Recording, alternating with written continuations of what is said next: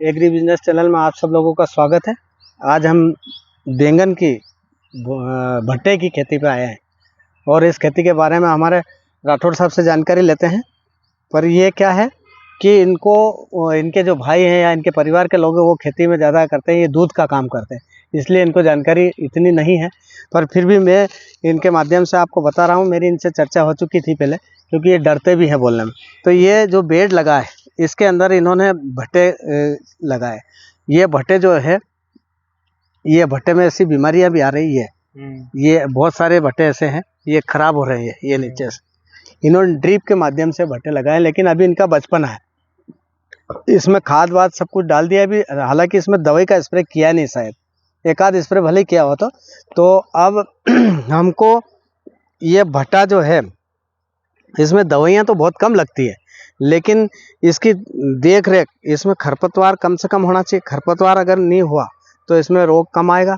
हर फसल का एक सबसे बड़ा सिद्धांत है, जैसा कि हमने अभी एक अगली वीडियो में जो गिलकी की वीडियो में देखा था, उसमें गाजर घास है, खरपतवार है, और भिंडी की वीडियो में भी देखा था हमने। बहुत सारी वीडियो में हम लोगों के किसानों की वीडियो में देखते हैं, उसमें खरपतवार ज़्यादा रहती है, क्योंकि उसका कारण खरपतवार से ही मच्छर आते हैं, खरपतवार से ही हर प्रकार भी होती है। उससे बहुत समझ लीजिए सबसे ज़्यादा, यानी इंसान को शुगर होना और इसमें खरपतवार होना। पर खरपतवार होना भी ज़रूरी है, क्योंकि हमारे शरीर में अगर बाल नहीं होंगे तो हम कहीं से हवा नहीं ले सकते, ऑक्सीजन नहीं ले सकते, हाइड्रोजन नहीं ले सकते और नाइट्रोजन नहीं ले सकते। उसी प्रकार हम ये खेती भी हमारी उस खरपतवार के माध्यम से ही सब लेती है।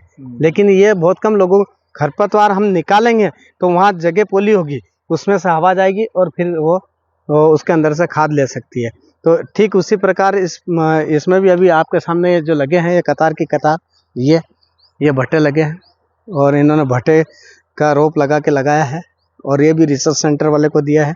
तो हम आगे आके इसके बारे में और भी ज़्यादा समझेंगे और बताएंगे। पर मेरा जहाँ तक ख्याल है कि ये भट्टा अभी फ़िलहाल की कंडीशन में ठीक है, चालू ही हुआ है।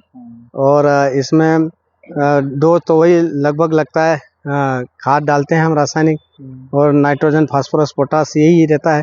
लेकिन इसमें सल्फर भी डालना चाहिए, कैल्शियम भी डालना चाहिए, बोरान, जिंक भी डालना चाहिए। कार्बन ऊपर से मिलता है, नाइट्रोजन ऊपर से मिलता है, और जीवाणु भी इसके अंदर ड्रिप के अंदर चलाने चाहिए। अधिकतर खाद हमें ड्रिप अगर लगी है तो उसका घोल बनाकर और उसकी सैलरी बनाकर उसी से डालना चाहिए। इसके भट्टे के अच्छी उत्पादन होगा। और भट्टे में अगर किसी प्रकार का किसी भी किसान को कोई प्रॉब्लम हो तो आप मेरे मोबाइल नंबर से जानकारी ले सकते हैं, समझ सकते हैं। उसके बाद में हिंदुस्तान की कोई भी फसल हो, हम किसान से बात करेंगे, किसान का सुझाव हम समझेंगे, कुछ किसान की बात हम समझेंगे, किसान ने किस प्रकार किया है और कैसे कैसे करते हैं, किस एरिया में किस किस तरीके से खेती करते हैं, किस किस तरीके से कौन कौन सी फसल लेते हैं, चाहे वो सब्जी की फसल हो, चाहे गेहूं की फसल हो, सोयाबीन की फसल हो, आम की फसल हो, चाहे टेमसी की फसल हो, अश्वगंधा हो, अफीम हो, दुनिया भर की जो भी हिंदुस्तान में फसल, सेब की फसल हो, आप तरबूज की फसल हो, शक्करबट्टी की फसल हो, जो भी जितनी फसल हैं, उस फसल के बारे में हम पहले किसान से पूछते हैं, उसके बाद हम हमारा आपको उसके बारे में सुझाव देते हैं, और उस सुझाव से आप उस खेती को किसी न किसी प्रकार से ठीक कर सकते हैं।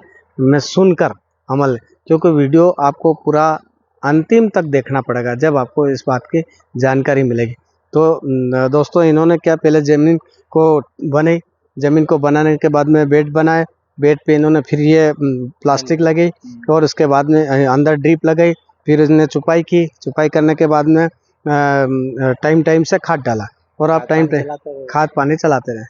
तो दोस्तों, मेरा नाम हरि गुरु है, मेरा मोबाइल नंबर 9827842881 है। आपका स्वागत है इस चैनल में। इसको सब्सक्राइब करें, लाइक करें, और अधिक किसानों तक पहुंचाएं, देश विदेश तक पहुंचाएं,